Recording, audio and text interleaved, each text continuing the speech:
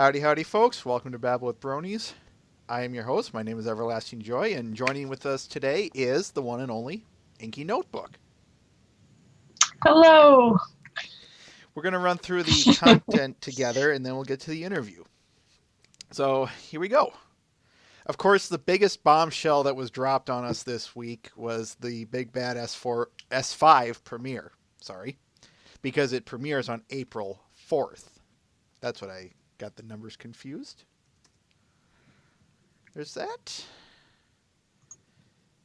Yeah, when was this? I'm really off today. Where was it? This was dropped on Thursday of this week. And wow.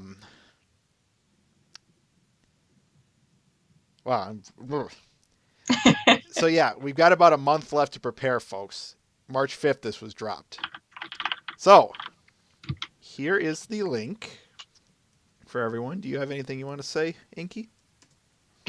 I mean, it's been quite a while since there was Pony on TV, so it's going to be quite exciting to see what they do with season 5. I watched some of the premieres already for the spoilers, the little tidbits, and it looks very interesting. I'm very interested to see that first episode. What was it I was going to say? Fun fact for everyone. When season 5 premieres, it's going to be 1 day and 6 months. No, 1 month, 6 days short of the year mark from when the season 4 finale aired. That's how long we've been in a hiatus, folks. Wow. All right. Next one, another just short piece of news I wanted to cover. Bronies 2, the extremely unexpected adult fan base of MLP. That one, the sequel, has been released on DVD. So if you want it, you have your means of getting it. Yes, the infamous unreleased tapes. I'm actually heading that if you click the video. It's funny. Nice. I'm the first interview that they show in that teaser clip. Should I show it? As you can. It's up to you. All right. That was so long ago. All right. Give me a moment then. I will play this.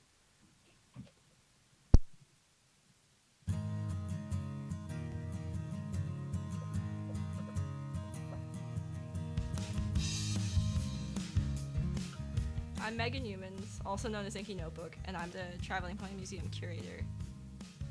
At BronyCon in January, I managed to see all these different artists and these people in the community and hear about what they were doing. And so I had this idea to put together a small artist spotlight, and I just went overboard with it. It just exploded from there.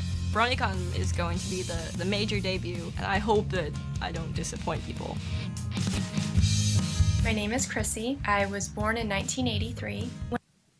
All right, I just wanted to show that if you don't mind. Or do you want me to show the whole thing? No, it's just the first part. That's the only thing that I'm in, but it doesn't matter. Whatever. All right. I got it for them. All right, let's move on. And last piece of news second to last, I'm sorry.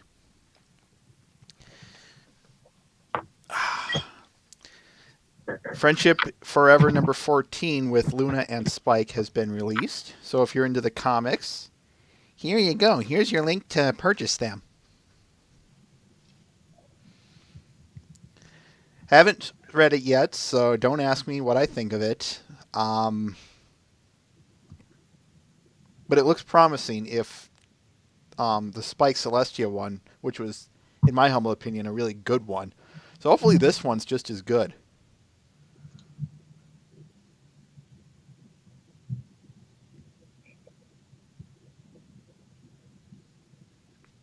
I unfortunately have never read the comics. Oh, you don't know what you're missing. Some of them are pretty darn good. I'm a disgrace. I'm a horrible disgrace. All right. One thing I want to mention before I get to one piece of news art, and it's just a piece of news art.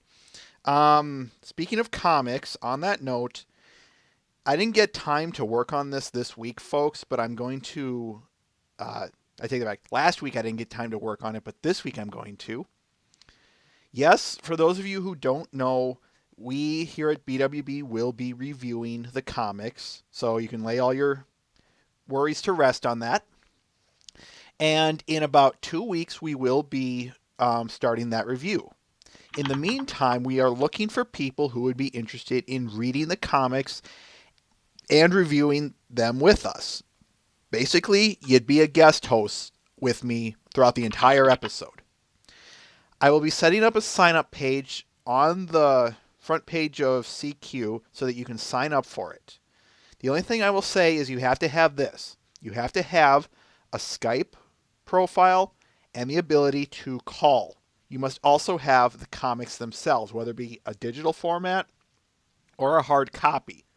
We here will not provide the comics for you.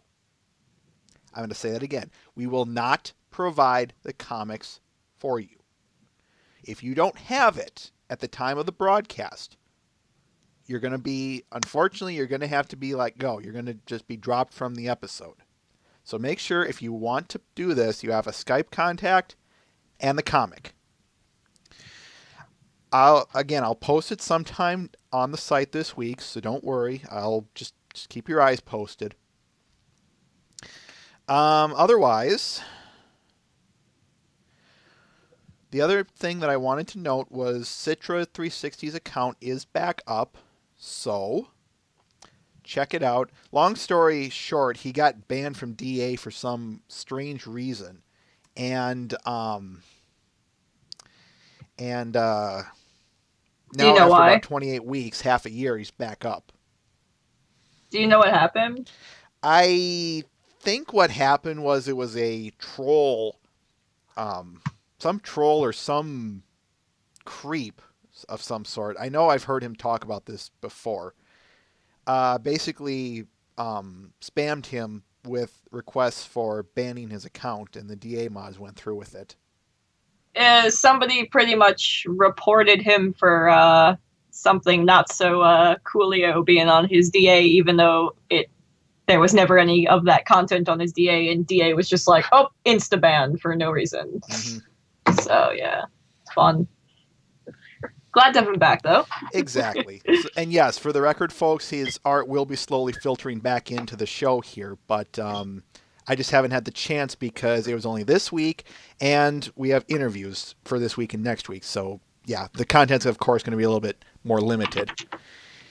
In the meantime, I did want to mention his account backup, though, to say, yes, he's back.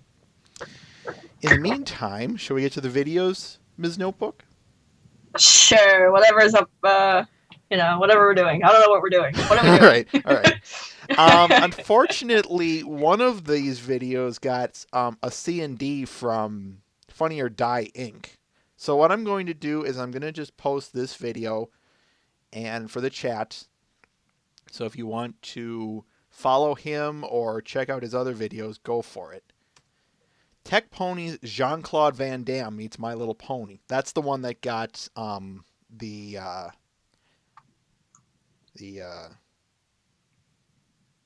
copyright infringement notification. Or, the YouTube bots being the YouTube bots. Unfortunate. It was a funny one. I wanted to show you guys it, but anyway, the other one is Agrill Channel's Lyra's Gift. Everyone probably saw this one at some point during the week. So here it is for you, Ms. Notebook, and I will boot it up for the chat. So give me a moment.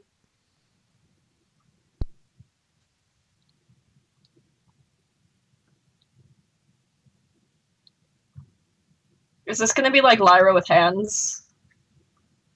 No, it's a really cute one. But anyway, should I just put you on hold until the thing's done? Yeah, it's fine. Okay, one moment.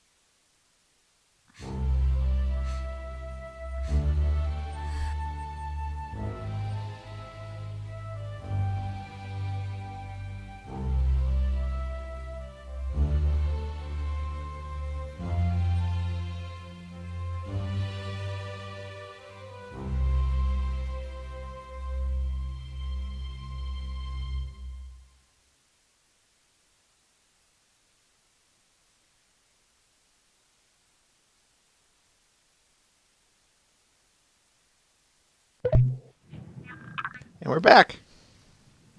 It was a very cute video. He's good at making cute.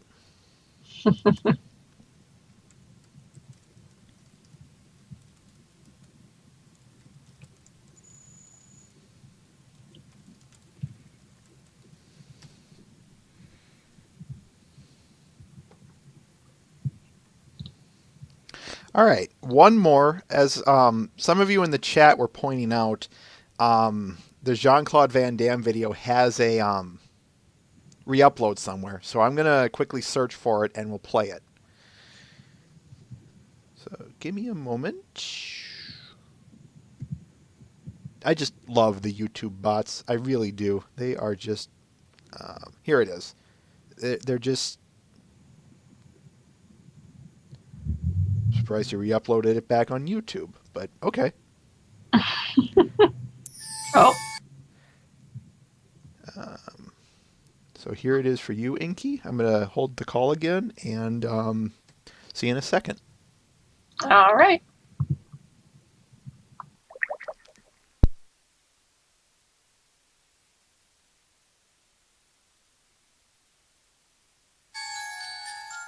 First, we take Canterlot, and then all of Equestria! You and what army? My changeling army will break through. Not on your life.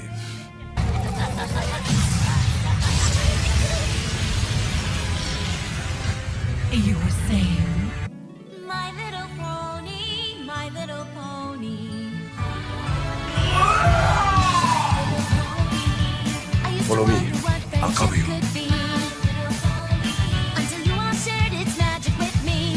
Big adventure and fun. A beautiful heart, faithful and strong. Sharing kindness, it's an easy feat.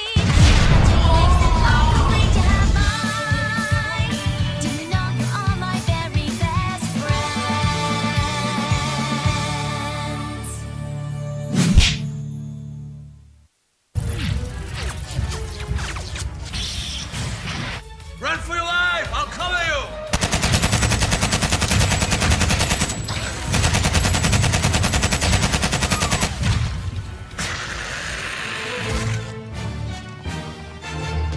They found us!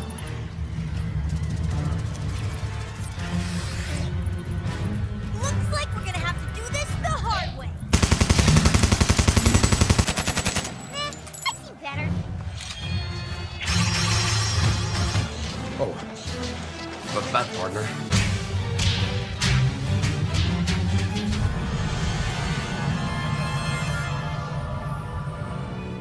This day has been just perfect. No!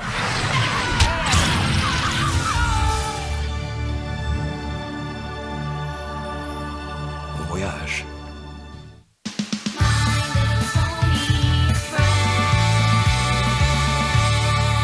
See you next time.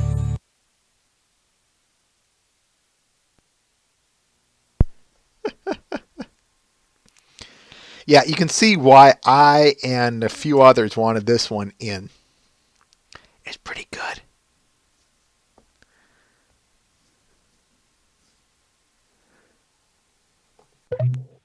We're back.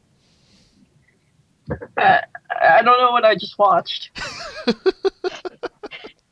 What? What did I watch? Just enjoy it for what it's worth. Good, silly humor. I'm so confused.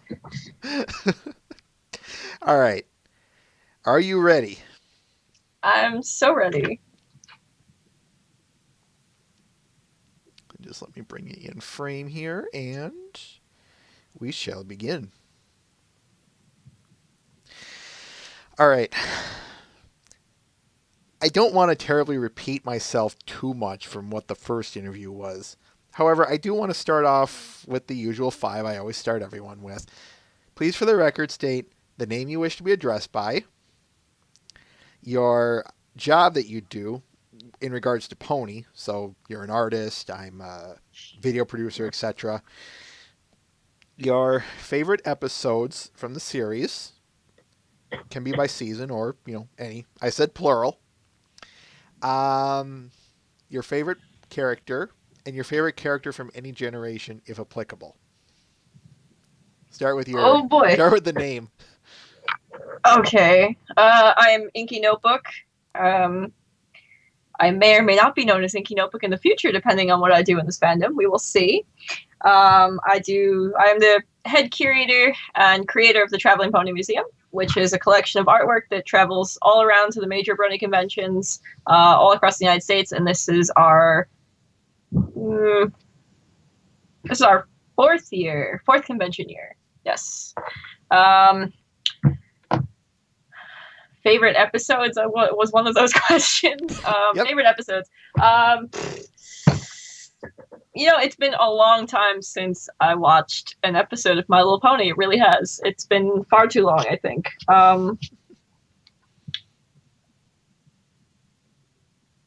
Really like the episode where Twilight goes like super crazy. Lesson 0. Yeah, Lesson 0.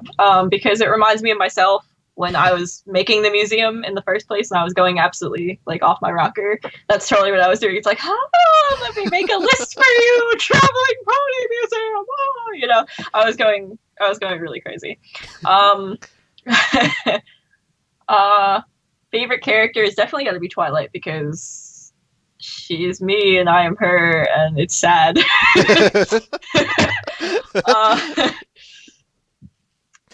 And that was. What was the other question? If you have a favorite character from the previous generations, you can throw that in there as well. The Gak.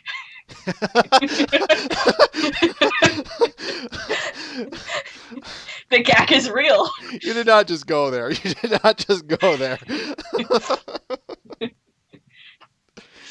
And here it comes. Watch the chat. But no. One thing I do want to ask about your the smooth, the Gak, whatever. Just waiting for it. Smooth is real. I'm just waiting for everyone to start spamming the chat with Gak. I really am. Here it comes.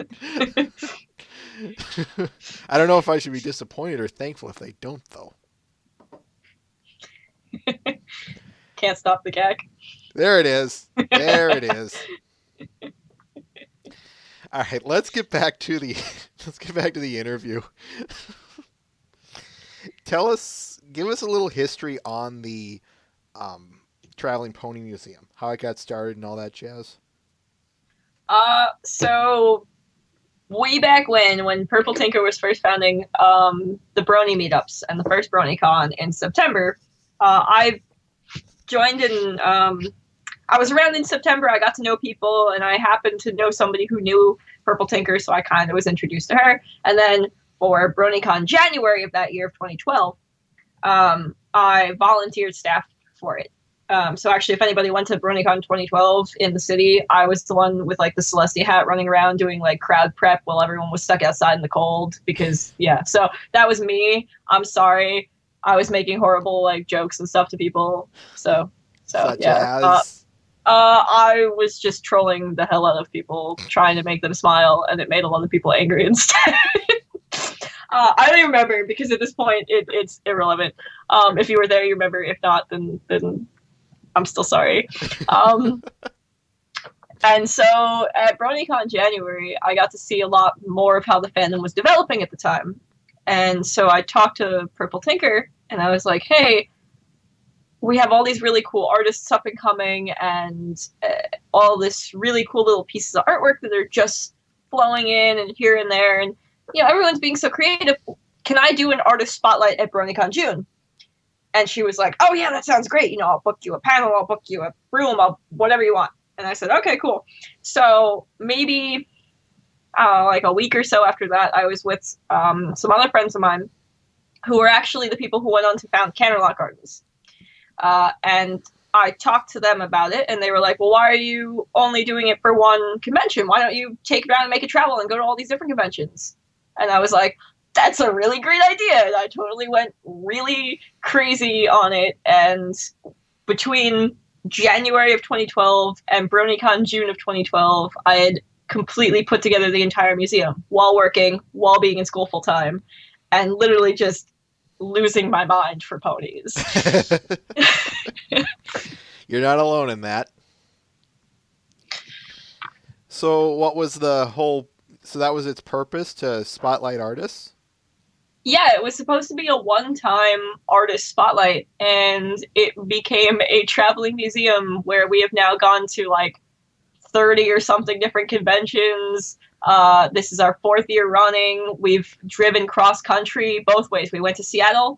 We're actually based in New York. We've driven down to Seattle for Evergreen Northwest in 2012. We just drove down to Fiesta Equestria last year in Texas.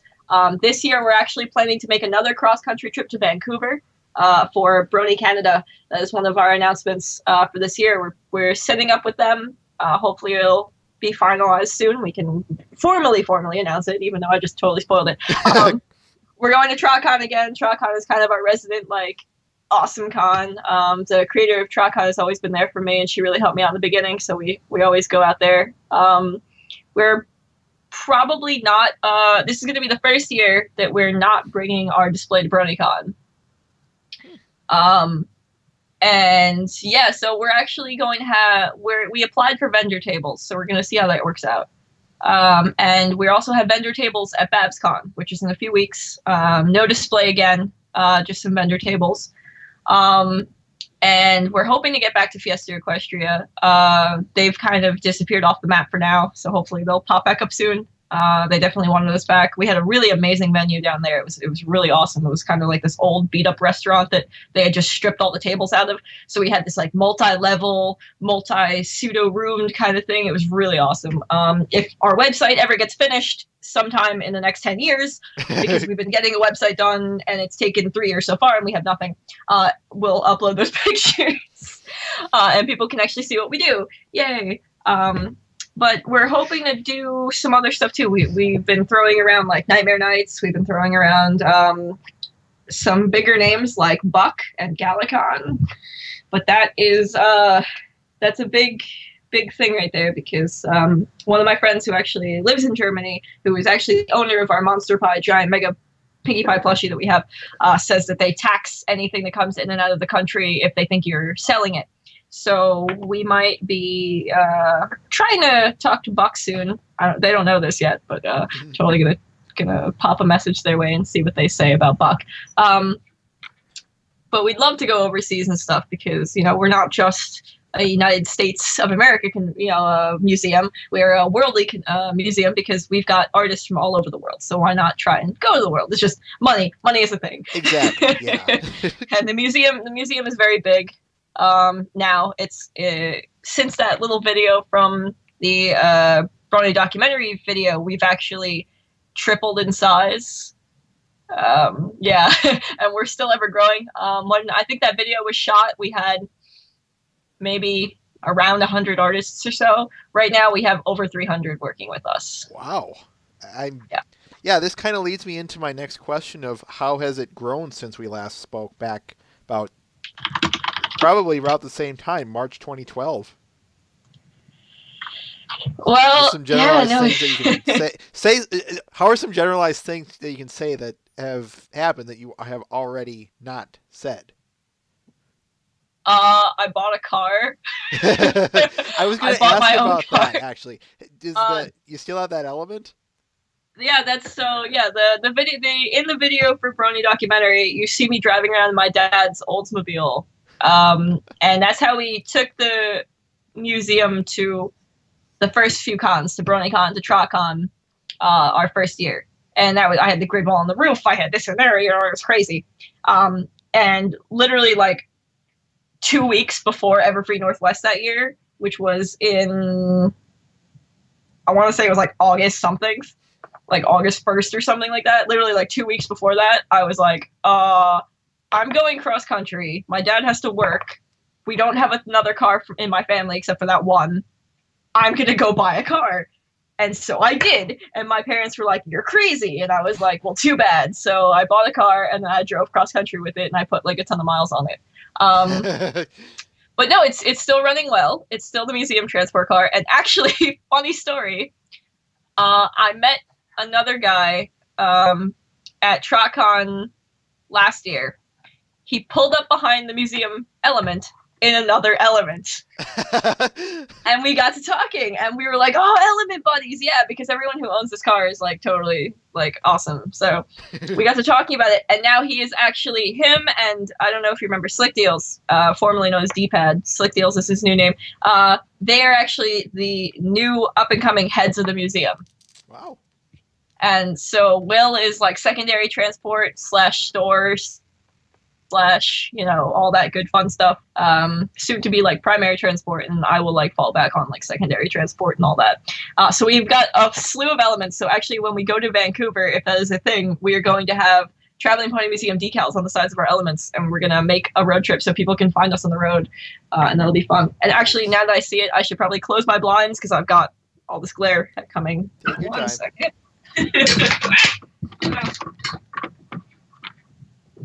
Oh. As a note for the audience, I'll just throw this out there since you're getting the blinds. I just disconnected my mic. Oh boy. I tripped over it. As I said, this was something that I wanted to do, was to get some of the people that we interviewed so long ago to get updates on where they are now. And let this stand as a testament as to why. Now where was it? What about, I saw you guys at MLP MSP, or at least a fraction of it. Are you like, how do I want to word this? Kind of losing my words here.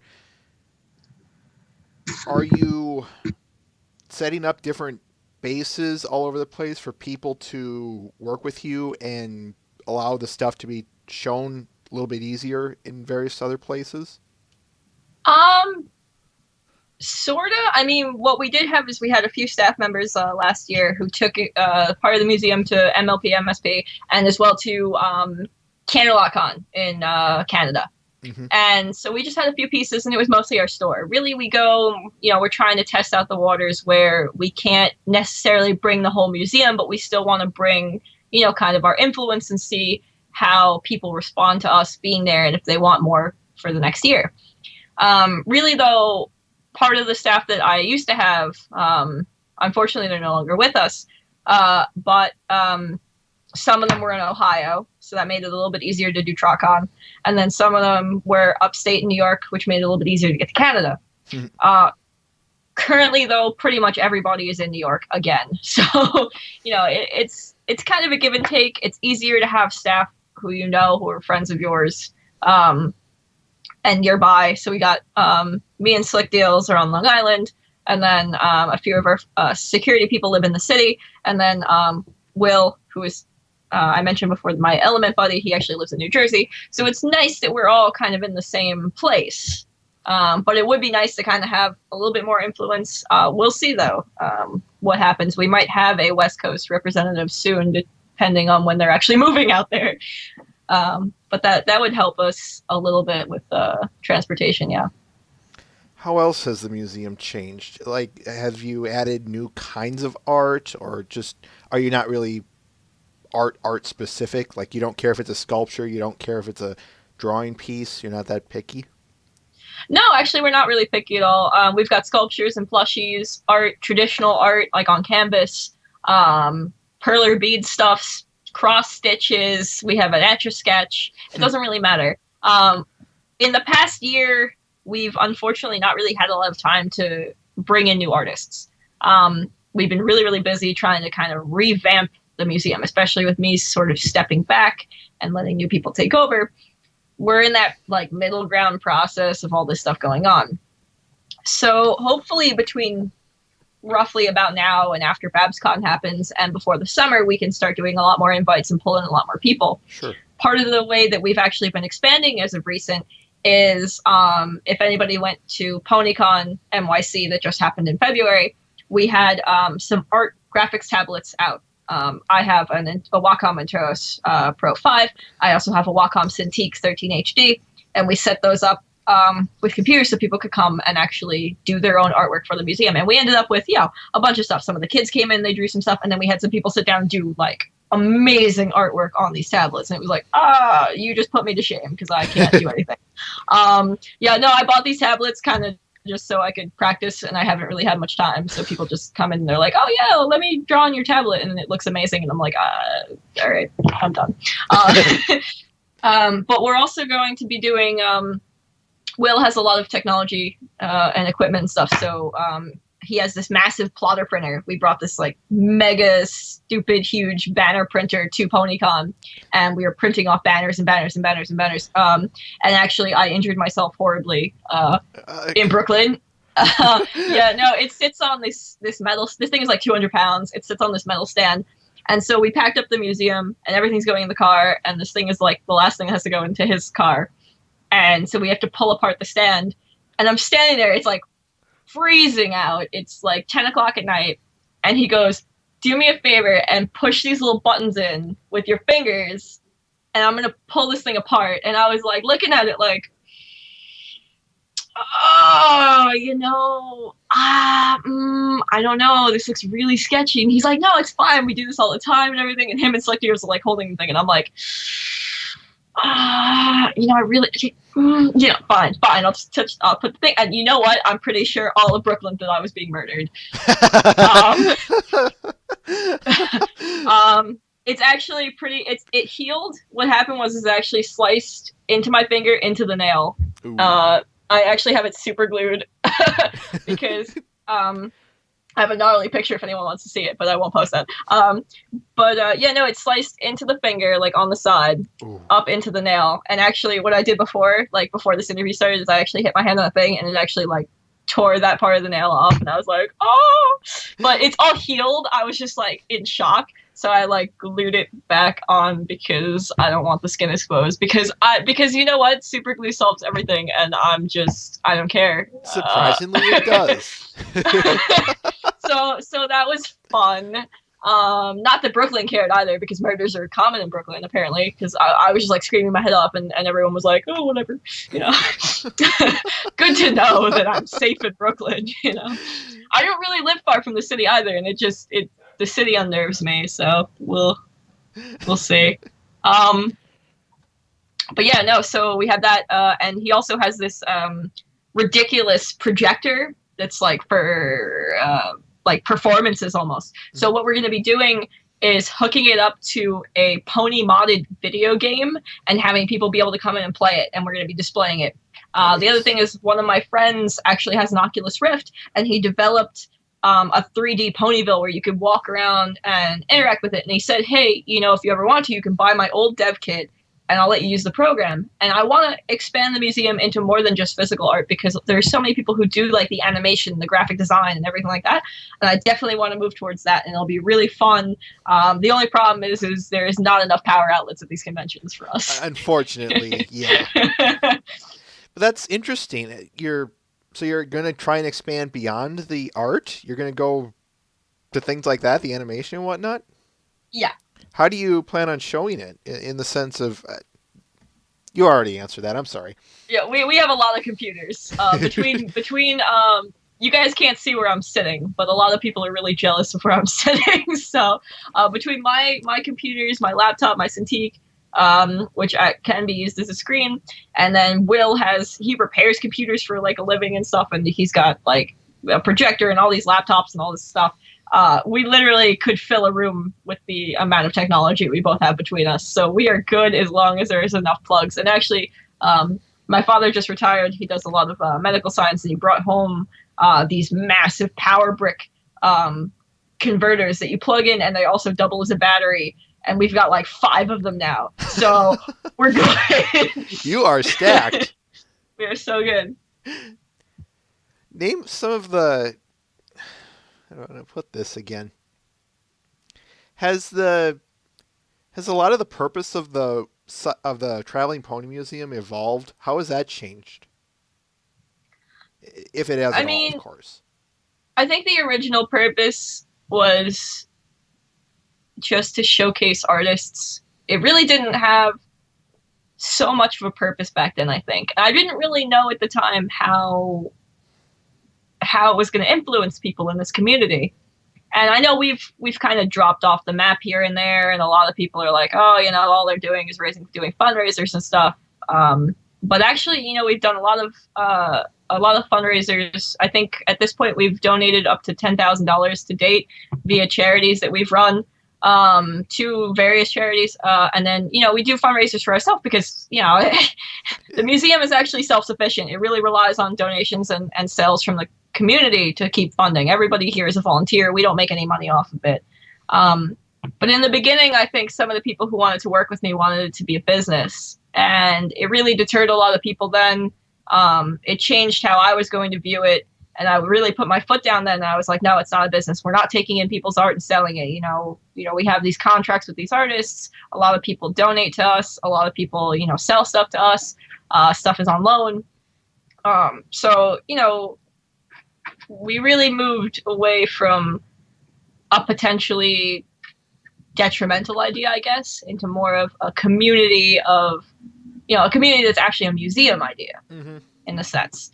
And so, really in the past few years, I guess, I've been really surprised about the fandom and how much that me bringing the museum somewhere brings so much joy to all these other people.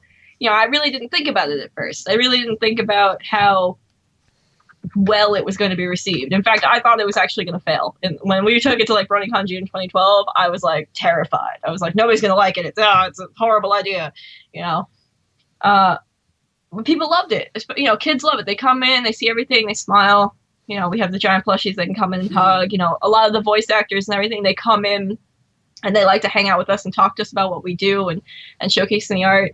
And actually, we always like to think of it as a nod, but the episode where Twilight and Cadence go to the Star Swirl Traveling Museum, by the time that episode came out, not only have all of the voice actors and the writers and the show staff known us and met us and have talked to us extensively, but they also used our colors for their banner.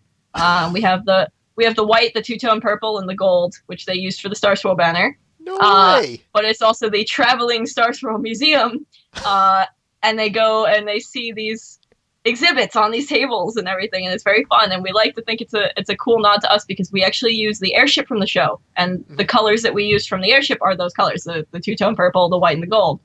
And there is absolutely no reason whatsoever for them to have used.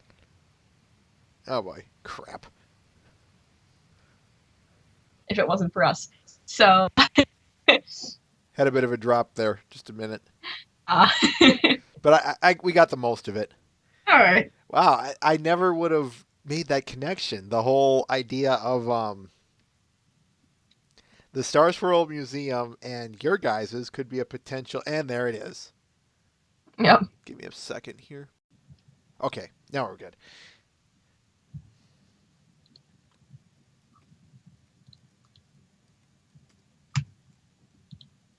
Yeah, again, sorry about that. So anyway, one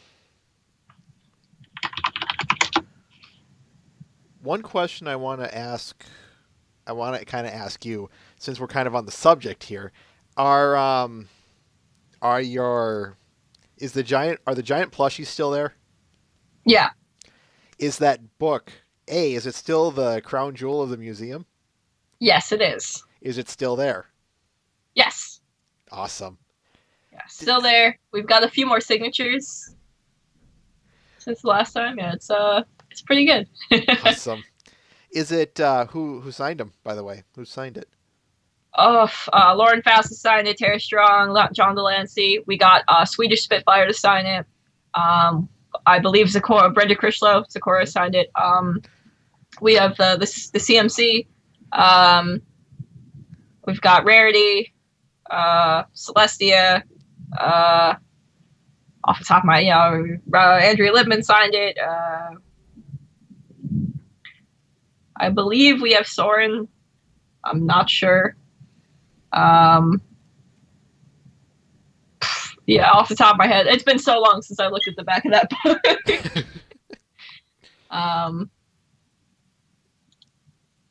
But yeah, most of we got. I don't know if I ever got what's his name? Oh, the writer. The writer. Huh? The writer for the show. What's his? M.A. Larson. M.A. Larson. M.A. Larson came in and signed our Twilight Sparkle plush for us. We have a Twilight Sparkle with removable wings, and he came in and he was like, "How much is that?" And we were like, "It's not for sale." And he was like, "No, you don't understand who I am. How much is that?" And we were like, "It's not for sale." So he ended up just saying, "Fine," and he grabbed it and he signed it. It's got like magnetic wings, so he was like joking around. He's like, "I don't like Twilight with wings." And he threw them off, and he was being like really, really funny. But actually, I found out later that he wanted it for his daughter, who it was her birthday, and so we had a crocheted Twilight Sparkle with wings that was actually mine. So I went and I gave it to him later, and he was very, very happy about that. But I'm not sure if I actually asked him to sign the book. Peter New is in the book too. Yep. Yeah, we got tons of people. Why am I not surprised that Mr. Larson would enjoy the concept of Twilight with removable wings? Man. And why do I imagine it being played out exactly like that? Oh yeah, no, he just storms into the museum and he literally grabbed it and was like, "I don't like Twilight with wings." And it was like, "Oh, okay." You know. We've had a few fun encounters with people like that too. Andrea Libman during PonyCon NYC like a year or so ago. Our room was right adjacent to the main hall, and so she just kind of like barged in while the museum was closed, and it was like me and all my staff were just in there talking, and so suddenly in comes Andrea Libman, and she's like, "Can I hide in here?" Like we all just looked at each other, and we're like, "Yes." And so she's like, "Cool," and she comes in, she just sits down, and she's like, "There are so many people who want to talk to me, and I am so tired right now." So she just hung out with us in the museum for a while. It was really great. I don't want to talk to people. I'm gonna have you guys talk to me. Yeah. I know. If I recall right, I don't believe that Aethernaut was even your guys' mascot way back when we first interviewed you guys. So I have to ask. Tell me more about Aethernaut. So Aethernaut, because for a long time, Inky Notebook, like my OC, was the museum's, mascot, and it was kind of like, I want to step away from that, and the museum needs its own mascot. So we created Aethernaut, who we've decided that her colors inspired the balloon colors in the show as her little backstory, and she is a Earth pony who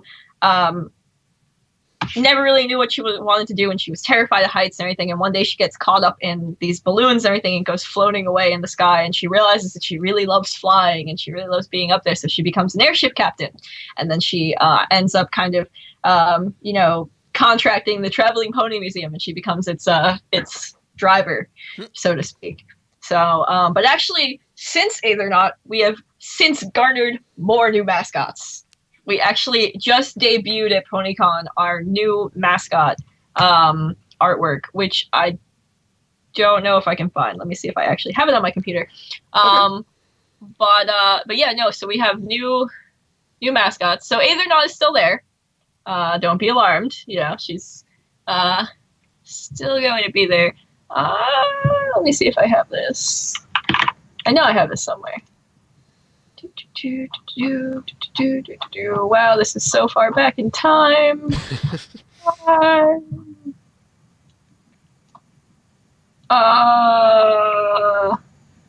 Okay, I have a link of it before it's finished. Okay. I have a link of it before it got maybe he actually posted it. Maybe he posted it to his DeviantArt. We have a lovely guy named Essential working with us. And he drew our thing. Yeah, no. So this is the link of it before we got the cutie marks in and before the super final artwork was just done. But this pretty much gives you the idea of the artwork, and I can go by this really quick. I can bring it up. Give me a second here. Okay. But go ahead. Yeah. Carry on. So we decided that Aethernaut shouldn't be alone. Since she is just the airship driver, we should give her some staff for the museum. So actually, the new curator who is replacing Inky Notebook is actually, it really hurts me to say this every time, but it was actually a name stemmed from a joke at TrotCon last year because I was trying to figure out what I wanted to do for the curator. And so I decided I wanted to make it a deer. And so I was going around asking people what I should name the deer. And so people were like, oh, like Jane Doe or like, John Deere or whatever. And somebody said, I swear to God, somebody said Salvador Dali. And yeah, no, that was my reaction too. I was so done with everybody. I hated everyone. I was so done with that convention. I wanted to go home. And ever since I heard it, I couldn't get it out of my head. So the new curator of the Traveling Pony Museum is a deer named Salvador Dali. That is his name. And so under, if you actually look at the thing, there's Salvador. Under him is D-Pad's new character named Slick Deals. He is our salesman. Mm-hmm. Directly to his right, the blue and white Pegasus is Shout Out. He is our media head. So actually his cutie mark is like a little Twitter, Tumblr, Facebook things. Above him is Aethernaut. And then if we go to the left of Salvador Dali, hanging onto the ladder is Silver Scales, our finance pony. To his kind of bottom left is Frostline, who is the security head. She actually has two-tone eyes. One's supposed to be blue. It's not in that picture. Again, as well as our cutie marks aren't in there. And right above them, you'll hate this one too, that is our web dev tech pony C++.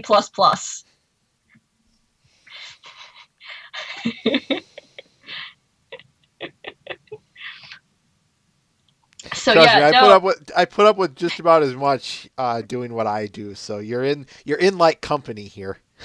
Yeah. So yeah, a few things are tweaked in the final picture. We actually made a nice big printout of it at PonyCon, and we posted on a thing. And then the cleaning staff tore it down and threw it out, so we made another one. But yeah, no. So these are our new museum mascots, which will probably get debuted anytime we actually have our website up and we start making posts to EQD again, because we've really been out of the loop for a long time. But we're slowly putting together the new museum. Do you believe that, in that time frame that you said, that you'll get everything done, that you'll be ready to go for the summer this year? I have no idea. It's March already. I was hoping to get stuff done in December. I was hoping to get stuff done in August. I've been hoping to get stuff done since August, rather. So probably by... BabsCon is in April, right? BabsCon is in April. So between now and April, me and my coworkers are going to meet up and we're going to do a full cataloging of all the pieces in the museum, because we started making name cards for the artists, which has been something that's been kind of a long time coming, where we actually have the name of the artist and maybe their DeviantArt link or whatever on the card with their art, so people can come in, because they always go, oh, whose art is that, And way back when, I could answer it off the top of my head. Now I have no idea, because we just have so many people working with us. So we had started making these name cards last year, and we had them up and everything, and people took them because they thought that they could take them. So we have to do it all again. And since we just have all this new stuff and we're trying to print out all these new pieces to display and all this other stuff, we might as well just start over. So hopefully by this summer we'll have all those new name cards up, and we'll have them stapled to the art or something so they can't walk away. But yeah, no, so that's kind of the first things first, aside from getting a more formal website up. We have a temp website up right now, but we haven't really been able to add to it. Currently, we've all been so busy. So once we can get like a finalized website up, then we'll have all our information, our pictures, our artist info, more about us. I'm hoping for an interactive map so people can track where the museum is, especially during the con time. It's very fun to see where we're going. people pass us on the highway and they see like, Pinkie Pie like in the window and they're like, oh, cool, but they don't know it's the Traveling Pony Museum. So we're hoping to get like the car decals and stuff just for the summer too. And then definitely going to start shooting out artist invites as fast as we can to see if we can get some more people. If not, we bring in a lot this year. We'll definitely have some stuff for next year as well. Nice. So that's our current plan. And again, I'm kind of stepping back into the back burner. It's been so long that I've been here. There have been a lot of ups and downs. Last year we had a lot of problems, actually. There were a lot of internal things that was going on. There were a lot of things that we had with some conventions that was going on. It was a big mess. So hopefully we're trying to alleviate that right now.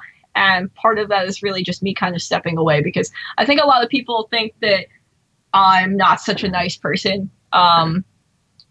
Because I go really like intense on things. And I kind of like, if something goes wrong, I'm like the first person to complain. I'm like, when you're doing a convention, you're stressed out. The last thing you want is things going wrong. So I think people have gotten the wrong idea about me just from like a few encounters. And I've had to talk to some people and do some retribution, so to speak. But it's hard when, you're trying to do the best for your project and people don't really understand the true extent of it. A lot of people don't even know what we do still, even now, almost 4 years later, people don't, 3 years later, 4 con seasons later, people don't really know what we do still sometimes. And, or they've never heard of us, or, we show them pictures and stuff and they go, oh, they can't be that big. Meanwhile, we can set up in like 50 by 50 foot rooms and fill at this point and fill them. And, at BronyCon, not last year, but the year before, we had this massive, I think it was like 50 by something foot room. And we must have had just about everybody at that convention come through. There was so much traffic that we couldn't keep up with it. And I had my full staff there at the time. Last year, they had us in a they had us in a half room, the size of that first one, but we only got half of that half, and we shared it with an event.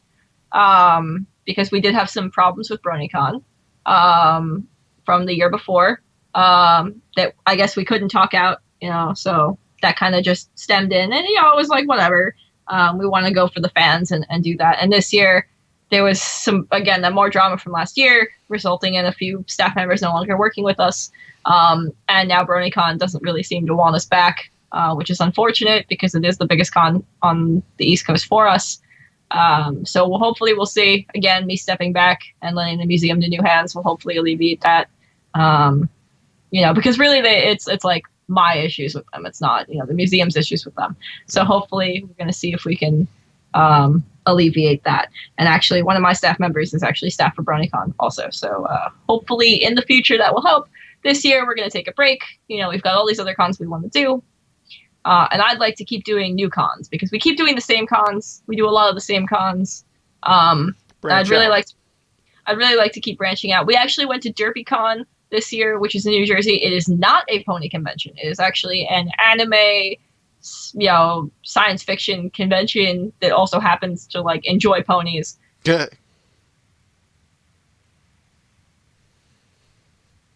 Work out. People really didn't want to come in and look at the museum. And people really didn't want to buy from our store. And a lot of other people who were there too had issues with the store. I know a lot of the artists who had come and bought a vendor table, and they were saying that it was no good for them because it's not themed for bronies. And the convention itself was great, but for the people who were there for the pony fandom, it wasn't great.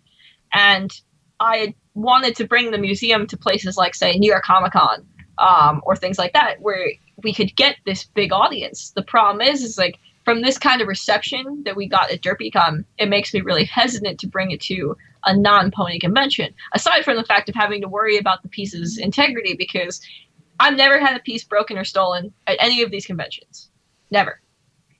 For what it's worth, in 4 years running, that's pretty impressive. And that is solely due to the fact of the pony fandom, the kinds of people that are in this fandom. Considering the fact that if I take it outside of the fandom and bring it to a convention where I'm not so sure about it, you never know who doesn't really like ponies. And it really just begs know the what's question. going to happen. Yeah. And it's hard. It's hard to really consider that because you want to branch out. You want to showcase the artists, the people outside of the fandom. But you gotta kind of consider what's best for the pieces at the same time. Because you also have to consider what's best for, in that respect, you're also considering what's best for the artists as well.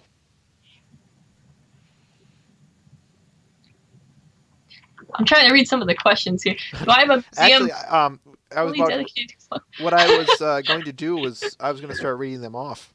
Oh, okay. Yeah. Yeah. Yeah, it's about time to turn things over to the audience now, as a matter of fact. Let me put one more chat announcement. Oh boy, yeah, here come the questions. Trust me, you're not the only thing that's... how can I make this sound clean?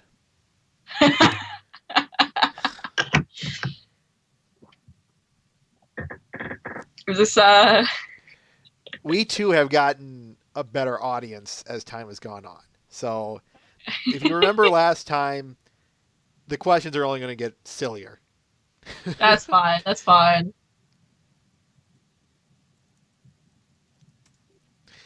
All right.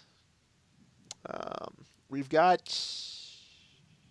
I answered one of them. Okay. I'll kind of answer this one, or ask this one. Alicorn Texas Boy asks, how much does the museum cost as a whole? Like cost to transport, or like cost as in like how much it's worth? He doesn't ask, so I'm gonna say, how much are the operational costs? The operational costs vary per convention. Usually when I plan out a convention, if it's a smaller convention or if it's closer to where I'm based, I'll say that the transportation, the hotel is anywhere from around $1,000 to do the convention. If it's farther away, like say for Everfree Northwest, it was $2,500 for the round trip plus the hotel stay only in Seattle. We didn't stay at hotels anywhere along the way. We made the trip in 4 days, and we literally slept in the car the whole time. For Fiesta Equestria, I did 30 hours straight, driving straight down to Texas, and we got the hotel down there. So for, say, like Vancouver this year, we're estimating around $4,000 for 2 cars for 6 people. It's going to be 6 people, 2 cars this time.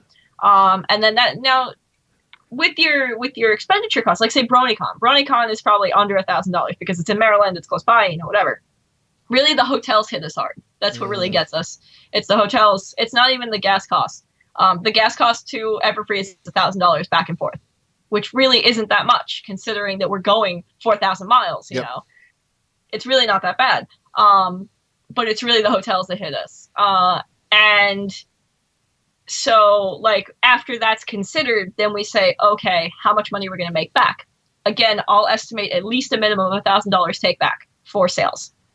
If we go to a bigger convention, it can hit $5,000 or above for the take back. So, like, say, BronyCon, we make a good amount of profit off of BronyCon for our sales. Now, with our sales, a percentage of that goes back to the artists. So not everything is pure profit.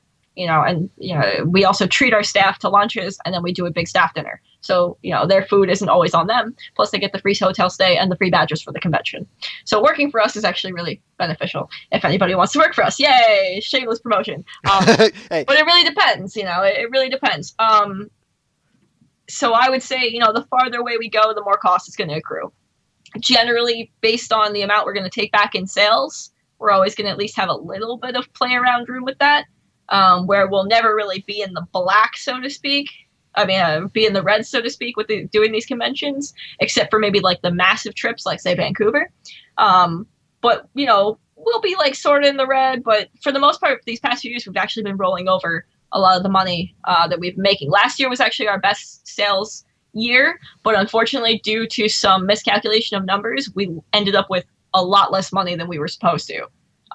Dang. Due to there was a big financial mess up, which was and so now we're kind of like where we should have been like really far in the black and like, oh yeah, we're good for a long time. Now we're like, oh, we should have been like really good, and we're not right now. So we're fine, but it's not as good as we should have been.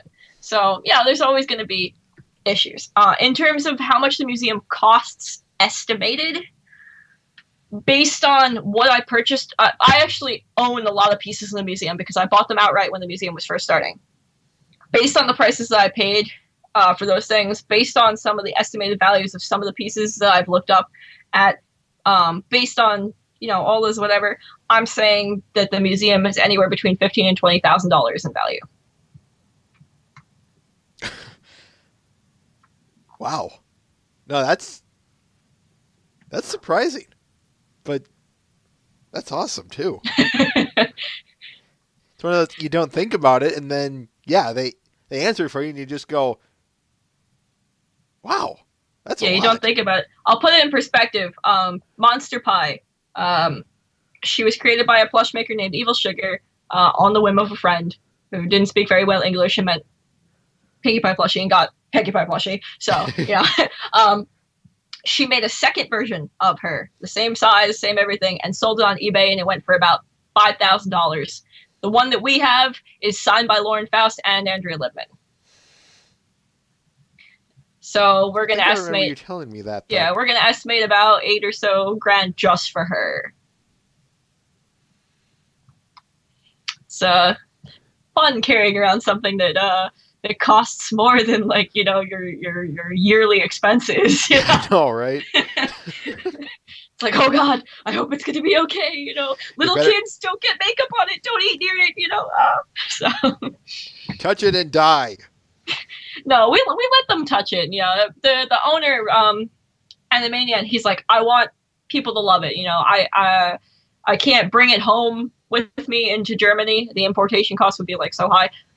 I'd love people to enjoy it and come see it and everything, so he really likes seeing that everyone's loving her and being happy because they see her.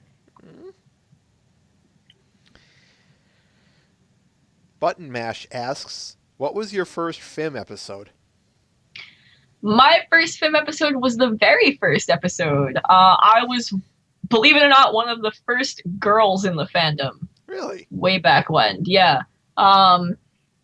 And I was actually in 2011 over that summer going through kind of a bad time. And my friend said, hey, come over. We're going to watch some ponies. And I was like, okay. Now, see, I'm a huge anime fan. I watch an absorbent amount of anime. I've watched more anime than most people can ever dream of watching. And that's all I do. So I was like, yeah, whatever. It's anime to me. I don't care. So we watched Pony, and it really made me feel a lot better. And maybe a couple weeks later, we went to BronyCon September 2011. So my very first episode was the first episode, and I have seen every episode pretty much to date, the day it comes out since then. Nice. Yep. Let's see here. Twilight is Magic asks, what has been the con that you enjoyed showcasing the museum at the most? What was the most enjoyable convention experience you had? I have two. And I have two because they are two separate reasons why. The first one is definitely going to be Fiesta Equestria because we had such an amazing venue. Again, the broken down restaurant, multi-level, we had tons of space for people to come in and sit down. We had tables so people could come in and draw for us, and it was always occupied by tons of people. There were always tons and tons of people in the museum room. We had lounge areas with the big plushies so people could come and hang out and talk. We had sit-down spaces on the other corners. I mean, this venue was immense just for us. It was really awesome. So it was really my favorite setup space because it was so unique. We set it up in such a cool way. We got to have such a unique experience with all of the people who came into the museum. It allowed us to kind of filter them in a certain way so we could make sure we talked to everybody who came in. We videotaped a lot of it too. I don't know where that video went, but we'll find it. We got to have our store set up in a really cool way. And they even gave us all the way in the back behind the venue was a staff only museum hangout place, which was oh, it's so cool, to us. There are pictures of me in in the convention halls, in museum rooms, falling asleep across chairs, just next to displays. Because I go to these conventions, I don't sleep, I don't eat, I just convention, museum. So there's a bunch of photos of me just laying across chairs, sleeping. It's really funny. The second one has to be Sweet Apple Acres Con, which was the con that didn't happen but actually happened. Sweet Apple Acres Con was a convention in Tennessee. It was the first up-and-coming Tennessee con.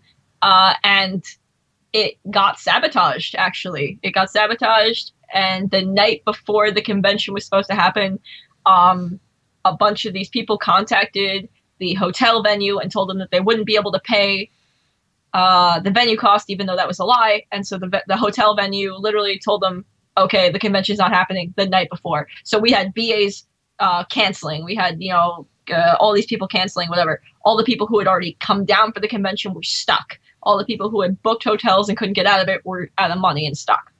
And they were doing all they could. They were like, okay, well, people come down, maybe we'll there's a Dave and Buster's, there's a movie, there's this, we'll hang out, we'll do some stuff anyway, and all that.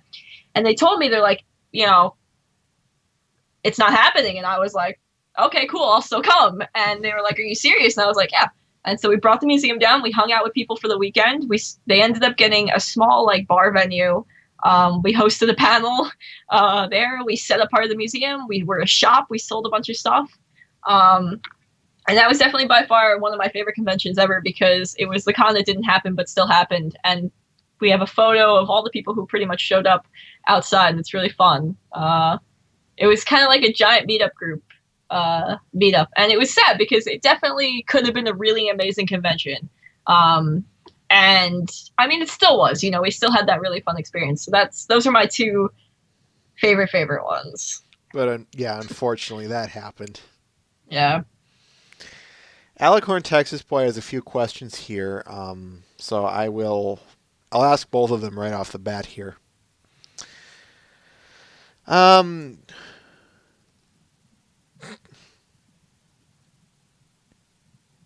He asked, what would you like to see in season 5?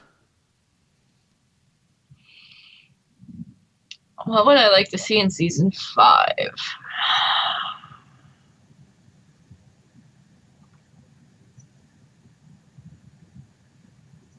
I don't know. I don't know what I'd like to see in season 5. That's so hard. There's already been so much that's been gone over by Twilight and her friends, and all these problems and solutions and everything that they've come up with. That I don't know. It's really hard to say. I definitely like to see the exploration of other realms outside of Equestria, because we have all the hints that, say, the Griffins came from Europe, or they're dragons up north and all that cool stuff, and then the Saudi Arabian horses and what that, I want to see that kind of exploration of the world. I want to see Sombra, more Sombra. We never really got anything cool with Sombra. What? No, Sombras, come on. I want to see what happens to Chrysalis, in the end. I want to see the CMC get their stupid cutie marks. And I want to see Cheerly and Big Mac go on an actual date where they're not crazy. Yes. So yeah, I want to see a bunch of stuff. But really, I want to see the world. I'm actually a writer. I write a lot of sci-fi fantasy fiction. So I want to see the world exploration, because world building has always been my favorite kind of thing to do. Celestia or Luna? And why?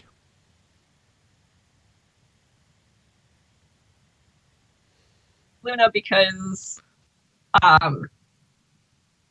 she has a sister who's there for her, and I don't have any siblings, unfortunately. But you could see, even though they had sibling rivalry, they got back together in the end, and that was nice.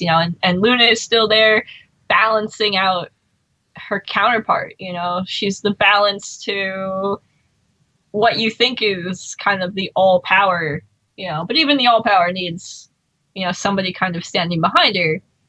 And, I really like stargazing and being outside and all that. So the moon is kind of my thing. I'm more of a night person too. Yeah. Night owls are the best. Ooh, there's tons and tons of questions now. There was one other question I saw. Just a minute.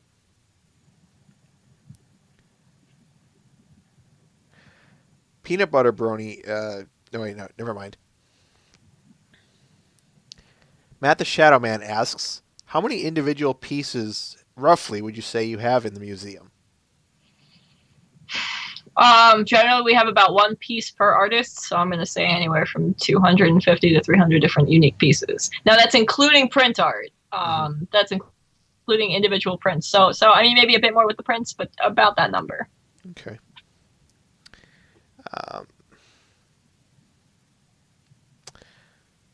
Alicorn Texas Boy asks, what are your plans after Pony with the museum? So the series is over. What are your plans with the museum? That really depends. It really depends on if the conventions keep going. If the conventions keep going, we'll be there. Once the conventions stop happening and the fandom really kind of dies out and stuff, it's going to depend. We're going to have to contact a lot of artists and see what they want to do. A lot of the stuff, since I already own it, will either kind of stick around to see kind of the future. Maybe there'll be a future museum to showcase more of like what bronies were, and all that in the future, just like how the old fandoms are still around today. Or what I've discussed with some people and still have to discuss with others, and especially the newer artists, is that if they don't want their pieces back, if they'd want to donate them and have them auctioned for charity. And then that would be one last charity donation. Let's see, another one.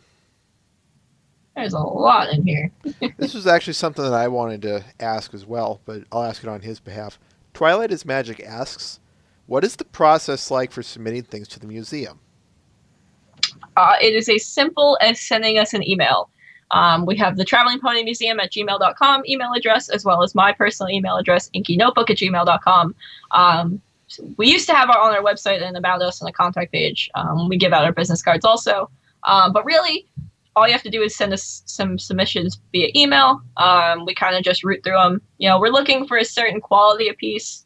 We're not really super specific. We're not going to be like, no, go away, But really, there's almost nobody who gets, kind of just like the short end of the stick. We try and, make sure people have all, kind of genres and quality get in and have a piece to be on display. It's just hard because we need more grid wall. We have 9 panels of grid wall. It gets about, I don't know, I think if we split it out the way we do it, it's maybe 30 or 40 feet long, and that's still not enough room for all the print art we have. Dang.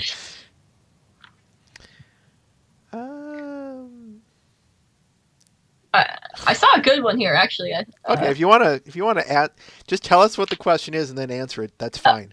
There's one question here from Matt the Shaman. It says, have you ever considered working with others to have a permanent home for the Traveling Pony Museum outside of America, like a European branch? And that actually is funny because once upon a time, at this point, I don't know if it was like 2 years ago or I'm going to say it was probably about 2 years ago. So the museum is established. We've gone to a few cons now and all that time. And I get a DeviantArt message from somebody who was like, hey, I'm Canadian and I'm starting up my own traveling art museum because I'm inspired by you, whatever. Would you like to work with us? And I was like, oh, yeah, cool. That sounds great. Maybe we could have like a Canadian branch and all that. And they were like, okay, cool. Send us all your stuff. And I was like, no. And so they were pretty much just trying to get free stuff for themselves. They weren't actually starting up a museum or anything. And then I kind of like called them out on it and it became like a whole thing. And then maybe like a couple weeks later, I keep getting messages from artists who I knew who were saying that they were being contacted by this person who was saying that they were the Traveling Pony Museum and that they needed more pieces for the Traveling Pony Museum. And they were like, we know Inky, like, this is weird. So they contacted me and I was like, oh boy. So I had to do a whole PSA about that. So, I mean, as much as I'd love to have I would love to have a European branch in the museum because it would make it so much easier instead of having to have my museum branch travel. We would just set up a new branch in Europe, which would be amazing. The problem is finding people to run it, finding people to have the time. It's a huge, it's a huge volunteer expedition. Project. It's a huge volunteer project. The amount of time and effort and blood, sweat, and tears I put into it in the beginning literally made me go crazy. Not a lot of people can put up with that. It's hard. Even my volunteer staff. I have tons of volunteers, who keep saying they want to work at the museum. And then when it kind of push comes to shove and I have work for them to do, they're like, it's not even that much work either. It's just, you need to have the right people. Mm-hmm. Yeah.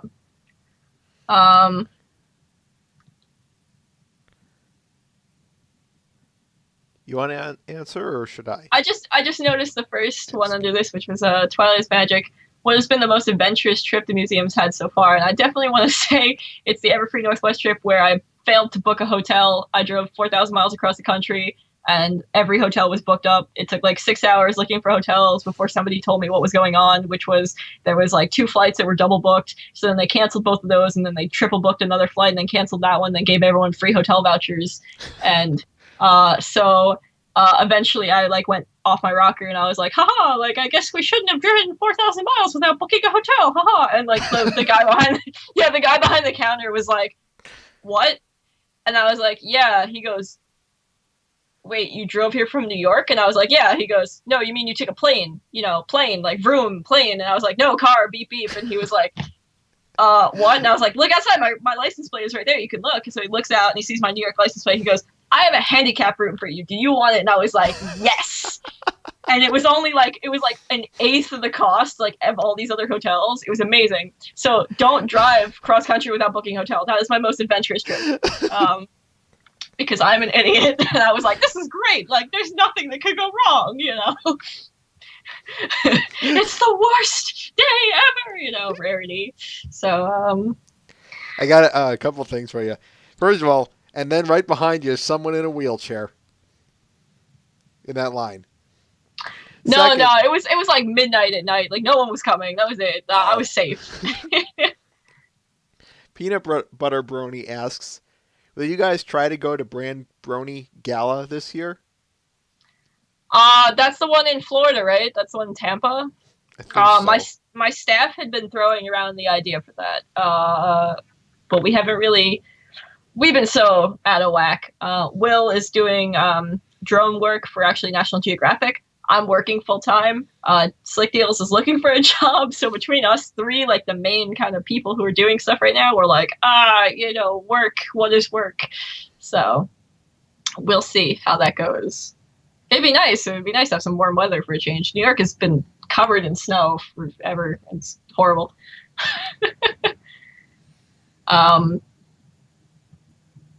I like this question here, which is again from Twilight's Magic. Who is Twilight's Magic? Because they keep asking really extensive questions. He's a mod on our site. Oh, hacks, mods. Look at all the mods. It says, how has the entire pony thing impacted the rest of your life? Do you find it hard to be involved with this big of an adventure for so long? Has that played a part in your stepping down from this position? My life ended with ponies. Literally, it sucked all of my free time out. Actually, what I'm disappointed about with the Brony documentary, because that was in 2012 when I was doing the museum, when I was first starting it, is that a lot of my interview stuff that got documented is not there. And during those interview parts, I talk about how hard it is on me at that time. And actually, because of the museum, I ruined an entire relationship. I fell out with a bunch of friends. I stressed myself out hard. I made my grades slip in college. It was I really forewent everything that I should have been doing and just focused on the museum instead. And while it may or may not have turned out good in the end, depending on how people see it, I don't know if I'd do it the same way again. If I were to do it again. Because of all the issues that I stirred up along the way. I haven't found it too hard to... I guess I found it hard to stay involved at some points because of a lot of the issues that have been going on recently, like what happened last year, where the museum almost ceased to exist. It was almost shut down last year, at the end of the year, because of all the things that was going on. So it makes it hard for me to stay when it feels like the people who you want to work with and trust and stuff don't see eye to eye with you, or, they want to take it from you, or, do all that kinds of stuff. It's hard. It's hard to stay. The reason I'm stepping down is I finally feel like I have a couple of people who I've known for a while now who I can definitely trust to oversee the museum for its best interest and for its future interests and its future growth and expansion and all of that. And that's nice because, I wanted it to be passed on earlier. I definitely wanted to step back a lot earlier. But unfortunately, I've had to kind of stick around for a while, a bit longer than I wanted to. But mostly, it's hard. I passed up a lot of opportunities coming out of college to keep doing the museum. You know, it's hard. Yeah, I'm lucky to still be able to, like stay home and like work on my own kind of things outside of college since I graduated. But I gotta focus on my job prospects. I gotta focus on my own life, and there's only so much you can do without getting paid before you're like, I can't do this anymore. Mm-hmm. You know.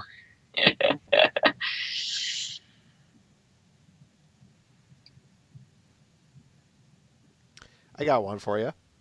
Thunderbolt asks, if you were to spend a day with a character from any show, who would you want to spend the day with? Any show? It could be any show. He said any show. I'm only gonna say this because I just went on like a huge binge. I actually just binge read 200 chapters of Majin Tantei no Gaminero, which is Magical Demon Detective Neo Gaminero, and it's an amazing anime, and it is an even more amazing manga. And I literally binge read 200 chapters of manga in a night.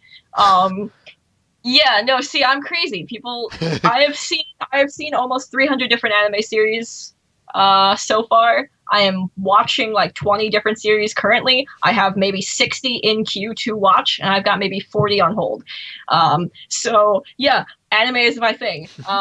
So I want to say that I would totally love to spend the day with Nero because he is this snarky piece of shit demon, but he is great. He is so great because he is just like a horrible asshole, and that's amazing. I don't know. I love that. It's fun. So I would totally like to spend the day with Nero solving mysteries right now because that's my current obsession. So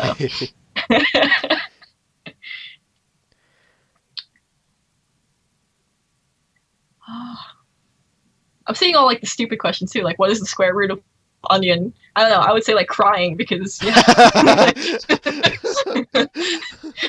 sobbing deeply into your whatever you're cooking. I don't know. And now it has turned into anime related questions. Oh god. I'll explain that later, but go on. What is some favorite manga you have read? I have only read 3 manga series ever because I watch anime instead of read manga because I'm like a horrible tool. So Majin Tate no Gaminero is the only one that I've read that I finished. I am currently keeping up with Kuroshichiji, which is Black Butler. It's still airing, and I'm reading. I don't remember the Japanese for Assassination Classroom, and those are the only manga I've really read. Everything else is all anime. I can't really pick super favorite. I think the most favorite one I have to say is got to be Ghost in the Shell. And here are my Tachikomas. I love Ghost in the Shell. Like that's like my gateway drug anime, I guess. Gateway drug. I like that. But I really love everything. Like out of all the series I've seen and watched and everything, I've only ever dropped 2 anime ever that I stopped watching. One. Crap, here we go. Of Iron because it was also equally kind of bad. What were they? We dropped. I'm sorry. We had a bit of a derp. The only 2 anime I've ever dropped out of almost 300 series I've seen, plus all the other ones I'm watching currently, are Hetalia because I can't, and I just can't, and Blind Barrels of Iron because I found it to be very bad for some reason. But I generally will watch anything and everything. I have, yes, Drizzle Dazzle. Dazzle. Oh, yeah. I have seen Devil's a Part-Timer, and it is an amazing anime. And my boyfriend, who hates anime, loves that show also. I'm totally gonna go with Ben-Hur and say Pokemon, even though I also watched Digimon as a kid. But I am playing Alpha Sapphire right now.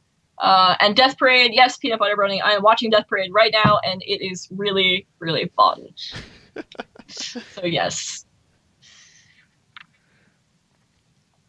It's turning from pony into anime. Trust me, that's the way the questions can swing. But no, this is my life. Anime, like Japan is my life. Unfortunately, I don't know. I think I told you last time, but I literally went to school and got a degree in being an otaku forever. My degree is Asian American Studies with a minor in Japanese Cultural Studies and Language. So yeah, that is my thing. What's in the box? Yes, what's in the box? Thunderbolt also asked, "What is your favorite film of all time?" My favorite film, Mhm. like anime film, like I think film. like movie, like The Godfather or Citizen Kane. Here's the problem. I don't watch like TV. I only just started watching Gotham and The Flash and a little bit of Arrow. That is the first TV I have probably seen in like 10 years. So in terms of movies, I watch a lot of animated movies. My favorite movie of all time is Howl's Moving Castle by Hayao Miyazaki. That is my number one film of all time. If it's not animated film, I really like The Shawshank Redemption. But I don't know if that's my favorite, but I just can't think of like non-animated films. So, would you like to move to Japan? I would love to move to Japan. The problem is Japan is messed up in its own different ways. For instance, as somebody who knows a lot about their culture, if you commit a crime in Japan, you are pretty much guilty unless otherwise guilty. Like, you literally cannot prove your innocence almost. And they really are not nice to foreigners either on that aspect. Like, if they think you committed a crime, you are going to jail and that is it. Like, it's like, okay, no, good. But I don't know, it'd be fun. But uprooting yourself and moving to another country is something really hard. And if you can do it, cool. But you're leaving your friends and your family behind and all that. It's like, I'll come the spam. Do I play video games? Do I play video games? If I could show you a tour of my room, I would. Actually, you know what? I will send you a picture of where I am sitting right now because I am a PC master race, kind of person right here. I absolutely dirty console peasants. No, actually, I like consoles too. Like, don't get me wrong. Consoles are great.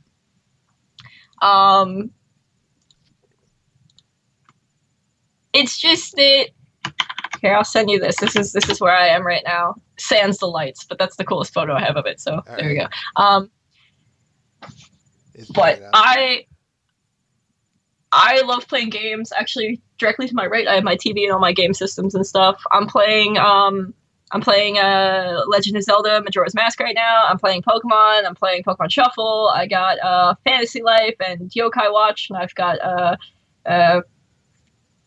what's that other game? I got a bunch of stuff. I got Assassin's Creed Rogue. I play a lot of first-person shooter games. I am amazing at first-person shooter games, by the way. I absolutely love the Half-Life series. On the back of my Element, I actually have Half-Life decals, which people always take photos of, which is really funny. It's like, you're driving! Stop taking photos of my car! But yeah, no, I play a lot of games. Skyrim, all that stuff. So yeah.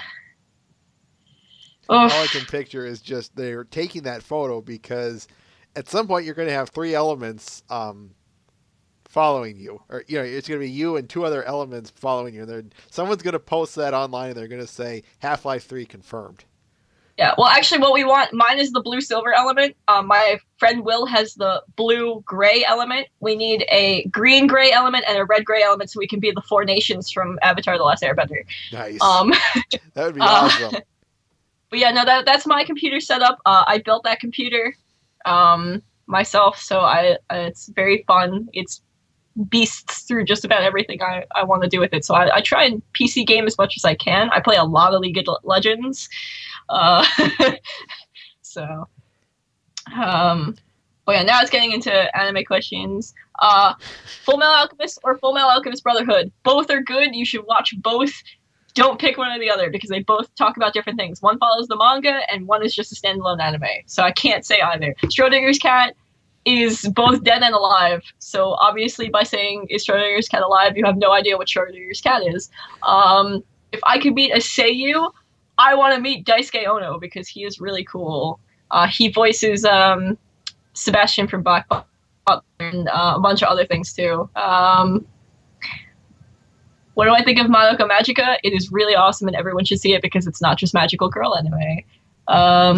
Nintendo all the way. Bethesda, totally. I have not really played much Team Fortress 2 because it actually froze on my old computer. But I want to start playing because now I have a computer that is awesome. My PC can play 50 copies of Crisis at once. I have actually, so there's that. I do not like Alan Wake, unfortunately. I studied Japanese for 4 years, so I have a good grasp of Japanese to the point where I can watch a lot of anime and news. I stream some Japanese news channels and stuff too, so I can listen to it with no problem. My speaking is really bad because I didn't have anybody to practice with. Mm-hmm. But yeah, so I'm just going through really quick all the things. That's fine. I like Sony or Microsoft. Right now, with all the shit that's going on, I can't say either. I'm just going to say Nintendo because Nintendo is a nice, safe thing. And I actually have a pen pal who works for Nintendo, and I talk to him often about Nintendo's mess-ups in North America. Like, why isn't the new 3DS coming? Why is it only the XL? I cry. Because, we enjoy being teased. Yeah. Do I dislike English dubs? No, it just has to be a good dub. If they are good dubs, then they are good. But I definitely prefer to watch in Japanese because they tend to get away with a lot more in Japanese. I have never played Final Fantasy VI or Chrono Trigger, so I can't say either. Have I been to concerts? I've been to a lot of concerts. My favorite band is actually His Infernal Majesty. It's from Finland. But we went to a few of their concerts recently. They just had a couple within the past year here in New York. As for Japanese concerts, my friends all went to One OK Rock and didn't tell me, and then I was really pissed. I have also seen Wolf Children. Yes, it is very sad. I can't have chocolate or fudge because I'll die. Actually, no, that's a lie. I recently had to go in for major dental surgery. I had a lot of cavities and everything, and I never really grew up eating chocolate or candy or anything like that, so I was always the kid that was like, vegetables, yeah, and my parents were like, yeah, cool, like, child that likes vegetables, and all my friends were like, you're a freak. But no, like, it always gave me pain and stuff, so I actually had all these cavities drilled. I had to get 2 of my wisdom teeth pulled. The other 2, I actually can't get pulled. Funny story, they're actually impacted forward into my other molars, and they're on the nerves, so if they actually go to remove them, I'll lose all feeling in my jaw, lips, and tongue. So yeah, cool, like, that's not gonna happen ever. I'm never doing that. But yeah, so chocolate and fudge, I would say chocolate over fudge, because fudge will definitely kill me. Chocolate, I will only suffer excruciating pain and then be okay. Or on High School Host Club is the best. I'm just gonna say that. I'm just reading all these really quick as they come off. That's fine. Thankfully they're nice. They're filtering in nicely. Yes, I liked Shinsekai Yori. I have not finished it yet, though. But it's definitely fun. Do I like spiders? No, I am terrified of spiders, except this one time where I went to a reptile expo and this one guy got me to hold an Avica Vic, which is this tarantula that has these little pads on its toes, and it drums when it wants to find a mate. And so he put it in my hand and started drumming, and it was like, oh, that's really cute. Here, you can take it back now. Okay, bye. My favorite type of cuisine. I absolutely love Japanese cuisine because I am a huge sushi fanatic. Sushi is like my blood in my veins. That is all I eat like 90% of the time. I cook a lot of Japanese food, but my boyfriend is Italian, and his Italian born father is now teaching me how to cook Italian food, homemade Italian food. And I have learned how to make homemade pasta, homemade sauces, pies, and cakes, and all this really cool stuff. And I'm totally getting fat. It's great. Do I like snakes? I have a snake. I actually had 3 pet snakes. Hugo is actually directly that way right now. He is my pastel adult male ball python. Slick Deals has my baby Azanthic VPI ball python now. It is now his new pet, and I used to have a 5-foot Colombian red-tailed boa, but he has also been rehomed. What is my boy? Do I like bees? Yes, I like bees. My boyfriend keeps bees. I get fresh honey all the time whenever I want, and it's amazing. I drink a lot of tea, so black tea with honey. Do I like quiche? Yes, I like quiche. Quiche is great. Would I like to fight 100 spider-sized elephants or one elephant-sized spider? I would like to fight the 100 elephants that are spider-sized, because if I ever see a spider-sized like an elephant-sized spider, I would like just literally just die like right there. That would be it. Do I like honey? Yes, I love honey. I put my honey in my black tea. Do I like money? What kind of question is that? Who doesn't like money? Sci-fi or steampunk? Both, because I love steampunk stuff, but I write sci-fi, and I like sci-fi stuff a lot. Coffee or tea? I'm a huge tea person, but I've recently taken up drinking coffee. What is the favorite part of the Brony community? I love how friendly everyone is, because from someone who comes from the anime fandom, everyone in the anime fandom is an asshole. Trust me, I'm somewhat aware of that. Oh, you're cosplaying my waifu? Go die. Oh, you're cosplaying my favorite character from the anime? Your costume's not right. Oh, I hate you. I hate you more, whatever. And then you go to, like, the My Little Pony fandom. It's like, oh, you're cosplaying Euro C? That's really cool. Like, let's be friends. Yeah. So that's really great. It changes it up. I have one that I do want to ask really quickly here.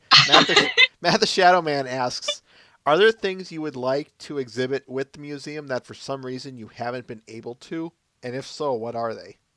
I'm pretty sure that D-Pad, aka Slick Deals, would absolutely love to have like an NC-17 museum. Because we have a lot of artists who also draw kind of smut. But the problem is it's so good. Like, they draw so well, and that's the problem. It's like, I really want to display this, but there are children here. So, it would be cool if maybe the fandom was a bit more adult, but at the same time, it's like, it's for everybody. It shouldn't be, You shouldn't go to that. You don't want to go that route. It's not going to happen, no. Oh god, here come all the questions. Fluttershy or Flutterbat? Flutterbat, because I totally want to see what happens with that. Am I sick of the cold yet? Yes. Dear God, I want to be back in Texas. When I was in Texas for Fiesta Equestria, it was like 100-something degrees out. It was like this nice, dry heat, and I was the only one sitting in the sun because everyone else was in the shade, and I was like, this is amazing. I'm going to say Mage over Paladin because I like spelly spell, like boom in your face, whatever. I play a lot of Dungeons and Dragons, and I always build like mage explosion characters. And it's like, oh, you look at me wrong? You're on fire now. Roll your fort save, Toasty! Star Wars or Star Trek? I'm going to say Star Trek because Spock just died. And like, in my heart, like, Spock, Rock or pop? Rock. Wow, rock. Hip-hop, rap. I can't even speak. Rock. That just came out. It came out too well. Rock. Yeah. Hip-hop or rap? I don't really like either. Dubstep or wubstep? Both. Serious questions or bullshit questions? All of the questions. All of the questions. Battlestar Galactica. Yeah. If I am the new High Warlord or Principal of Camelot High, everyone must wear tiny mini skirts. Even the men? Even the men. I am making a Roy Mustang Full Metal Alchemist joke here for anyone who doesn't understand. That is my number one edict. Number two is that there will always be good food. And number three is that I must be given all of the proper senpai respect. Vegeta or Goku, or Krillin or Gohan. I'm gonna pick the good guys here. I'm gonna say Goku and Gohan. Nintendo or Sega? Nintendo. Magic. Do I hear the people sing? What?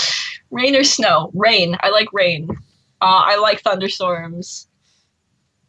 I would not like to be a minion for Queen Chrysalis because I am too overbearing and I'm always the one who has to be like in power and like, whatever. Thunder, lightning, and Baby said Dance Magic Dance. Are we making a Labyrinth like reference now? Because that is also a favorite movie of mine. Lightning though. Lightning. I like lightning. Am I a goofy goof? At this point I don't even know what to say.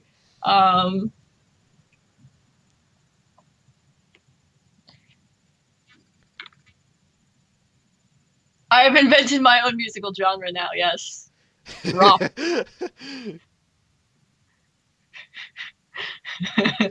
I told you it gets weird. I don't care. I am from the internet. Swords or lasers? How about laser swords? I was thinking the same thing. It's like lasers and swords. Why not both? Why not both? Why not Zoidberg? I do not play the card game. Actually, it's very funny. As much of like the fandom I am integrated in, I actually own almost zero pony merch of my own. I really don't. I separate my life because it became so crazy and infected my life so much that I have like my pony side and I have my like normal, not pony side. Normal.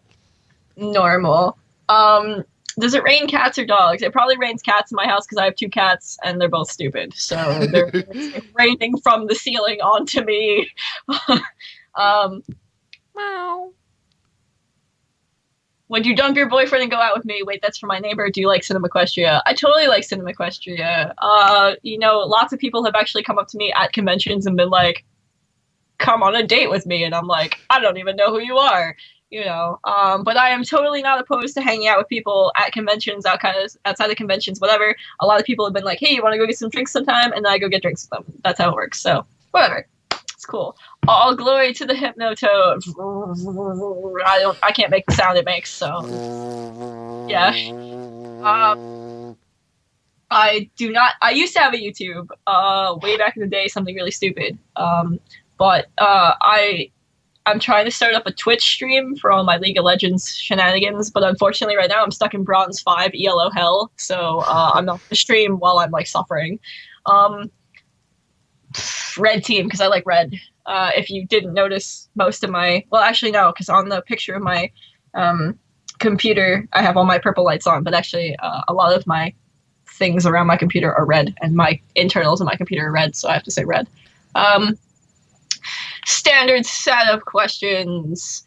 Chocolate, vanilla, strawberry, or other. Is that ice cream? Like, are we talking about ice cream? Ice cream flavors. I like green tea ice cream. I like matcha green tea flavored ice cream. And I remember that from the very first time I interviewed you. I'll never forget it. It was the that ice cream for some reason just really sticks with me. Yeah. Earth, fire, wind, water. Which 2 of these 4 elements would you choose to manipulate? I really like fire. Oh no, but see, here's the thing. Like, I love water. I love swimming. I love being in water. But I would like wind because I want to fly.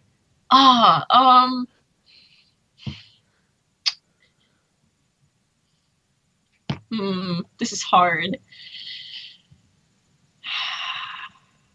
This is really hard. I don't even remember what I said last time. It's been so long. I think I'm gonna go fire and water. Because if I blow up things, like, by accident, then I can put out my mistakes. What is the meaning of life? 42. You know what? I'm going to stop you right there for a second. You want to know... It's been a long time since someone's answered that as 42. So, that's... kind of shocking. Jarring, I'll say. Not shocking, but it's jarring is all. I love The Hitchhiker's Guide to the Galaxy. That is, like, so great. I read, if you can see, like, behind me, my, like, barrage of books. Like, I absolutely love reading, so... 42 is totally the meaning of life. Bioshock or Bioshock Infinite? is this a would you kindly question? Like, would you kindly answer this question for me? I like the original, but I have not played Infinite yet. I have it on Steam and I have not touched it. It's one of those like humble bundle, like throw money at it for like no money, and I like never play it. But I love the original BioShock series. It's very, very cool. Caramel or Dancing? I can't have Caramel Dancing. I can't have both. Like, what is this? Why is the rum gone? Because me and D-Pad watched all of the Pirates of the Caribbean movies going to Fiesta Equestria. So we watched the first one. We went like off our rocker. We watched the second one. It's like 20 something hours in and we have like nothing to talk about anymore. And we opened the case to the third movie and the DVD is not in there. And we both like were so pissed. I would be too. So that is why the rum is gone, because we needed to drink all of the rum because we literally just got so pissed at that point that we couldn't. Day or night, which half is the best to be up? I'm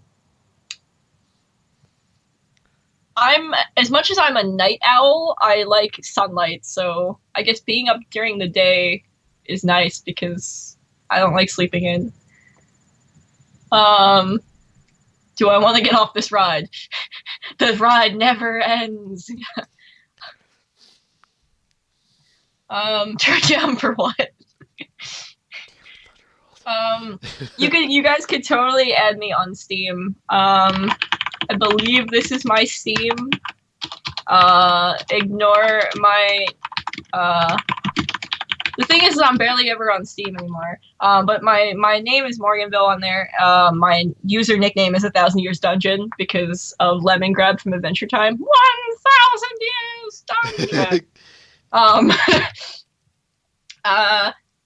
Is it blue and black or gold and white? God, I really hate that damn dress because the first time I saw it was gold and white, and then the second time I saw it was blue and black, and I literally like was picking up my monitor and like throwing it across the room. I was like, no, no, no. But actually, it's funny. Somebody turned it into a domestic abuse ad. I don't know if anybody's seen it, but it's a woman in the gold and white version of the dress laying down, but she's got all these bruises and black and blues, and it goes, "Why is it so hard to see black and blue?"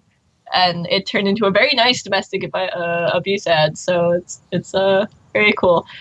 What is a man? Otoko! For anybody who's seen Fairy Tail. Man! Most people probably won't get that. What is the Matrix? It's what you're in right now, Neo. Are you my mommy? I don't know. Am I a small alien child in a mask going around? Is this Doctor Who? I love Okay, you know what? That's a show I watch a lot. I watch Doctor Who. I gotta ask then, who's your favorite Doctor for the audience and on my behalf? I really love Tennant. But here's the thing: I love all the recent Doctors for different things. The only one I didn't like is Eccleston because he was a snob. I really like David Tennant for the kinds of things he did, where he was all high and mighty, and he was, I'm the Doctor, I can do whatever I want, and he literally gets shot down, and he realizes all of his mistakes and that he's just hurting people. I like Matt Smith because he kind of breaks out of that mold and just decides to do whatever he wants. But at the same time, he's still sort of responsible, kind of, maybe, sort of.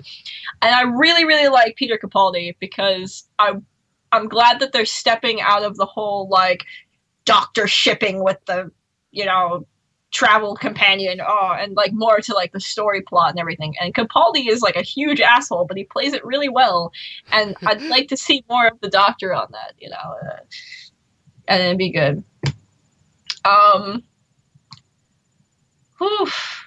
Lots of questions. And now I'm like, I have to read like all the other. Read all the questions. Read all of the. I don't even know what I'm I had to doing. go there. I'm sorry. Read all of the questions. Yes. Is the room I'm in now the TARDIS?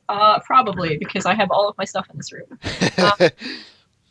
How big is it? Actually, no. My element is totally the TARDIS because as much as it looks really small from the outside, I fit the entire Traveling Pony Museum in the element. Even now, even with the museum the size it is, all of it fits in the element still, with room to spare. So it's definitely the TARDIS. Please tell me that you have a bumper sticker that says "My other car is the TARDIS." I have a TARDIS plushie thing that when you squeeze it, it makes the wooey whoosh noises, and I have it on my my mirror. Nice. So yes. Disney or DreamWorks? I like both. but I really like Pixar Studio because Pixar breaks a lot of the molds that Disney won't break. Where they make like death and like tragic sequences a lot of Disney films won't go to, and that's what I like about Pixar. On time or overtime. If I get paid more overtime, online or offline, I'm always online. I'm literally always online. From the time I get up, I am online, to when I go to my job, I am on a computer all day, to being home, I am online. So online. But it's totally bad for you because I miss the days when I could be offline and have a life, but that future is no more. Oh. What is the difference between a cupcake and a muffin? If you don't know the answer to that question, then you probably shouldn't be eating either. But who was phone? Phone. But who was phone? I don't know. Ring, ring, ring, ring, ring, ring, ring. Banana phone. Ding dong, ding dong, ding dong, ding. Banana phone. I've got this feeling. It's so appealing. I'm done. I can't.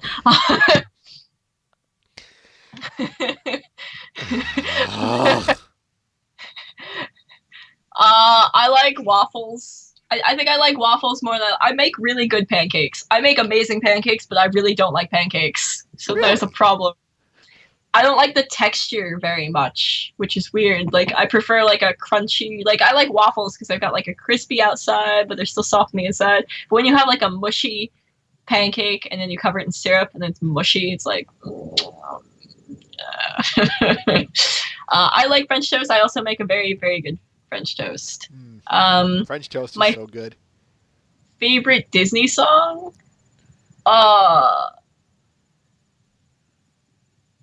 Probably like the whole Mulan, who is this girl I see in the mirror kind of song, whatever, because a lot of people, I think, have to put on a face for either their family or other people that they know and stuff, and they always end up questioning who they really are at the end of it. So that's very best state. Anywhere that's not New York right now, because of all the stupid snow. Disney villain.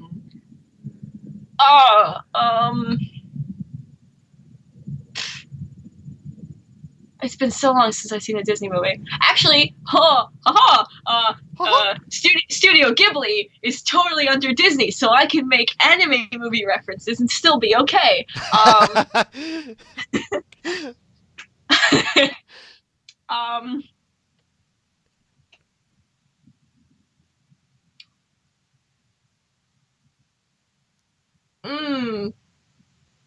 It's still really hard.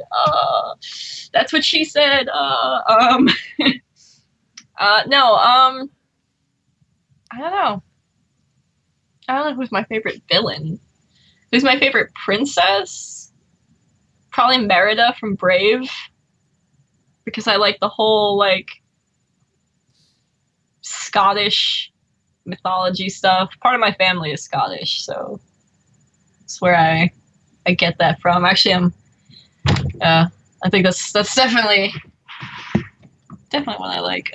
The cake is not a lie. It was proven that the cake isn't a lie because at the end of Portal, they have the cake. GLaDOS has the cake, and it's all nice in there. And you know, you as Shell were being totally like not lied to for the first time ever by GLaDOS. But yes, the cake is totally not a lie because it exists. Here's the thing. I really like Vinyl Scratch, but I am a classical instrument player. So, you know, I can't really like just be like, no, Octavia, I hate you. But, you know, I like both. Okay. And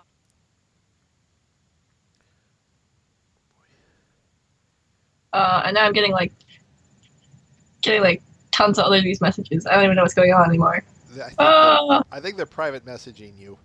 Yeah, I'm getting like the little screamy message noise where it's like every time I get a message. Squawk. Yeah, they're probably just pinging you like they're just pinging you. They just want your attention. That's what they want. That's fine. So yeah, that totally got way off topic, but whatever. It's all in good fun. All right.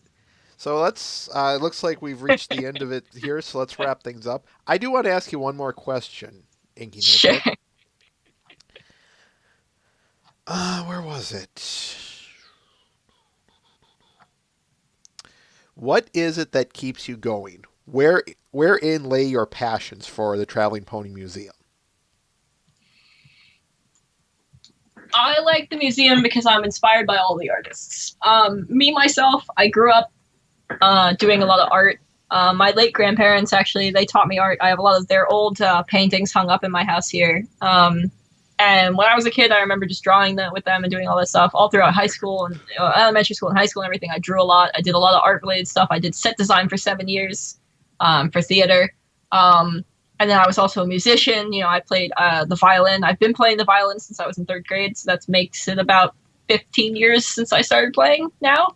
And I also do a lot of writing and everything. So just seeing all this creativity, you know, a lot of that keeps me going because the passion that everyone has for the art that they do. And to some degree, I guess I kind of regret not taking these past couple of years to focus on my own work and my own art.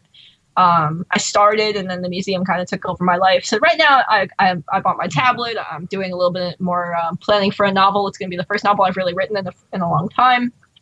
I'm trying to branch out and start learning these things I want to do. But really, all these people with their creativity have inspired me to keep going and to showcase all this work and to keep inspiring other people to create and learn new things. Because, you know, especially with even my own staff, like with D-Pad, if I hadn't kind of pulled him off from the side from BronyCon, I didn't really even know this kid. You know, he was dating somebody who went to my school who kind of knew me. He offered to give me a hand with the sales booth at BronyCon 2012. I said, yeah, I walked away. He came back. I came back and he had made us like a crap ton of money. And he was like, I never knew I was good at sales. He is my top salesman. He is my only salesman. He is beyond anything. If you walk past their table, he will sell you something. He is amazing. Hi, But Billy Mays here.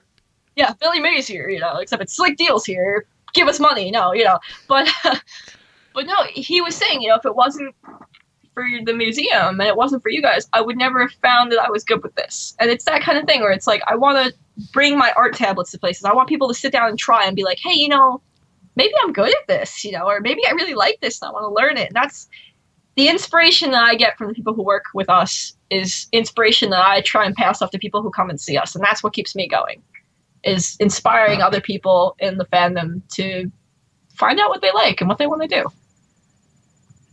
I like that answer.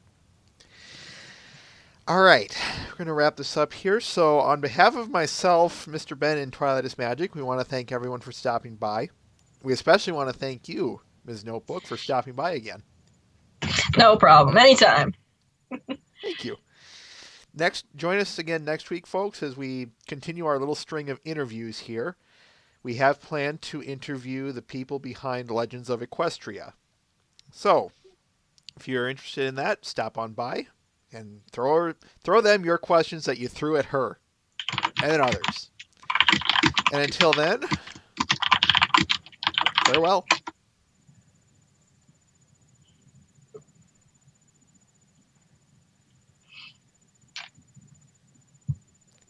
Give it a second.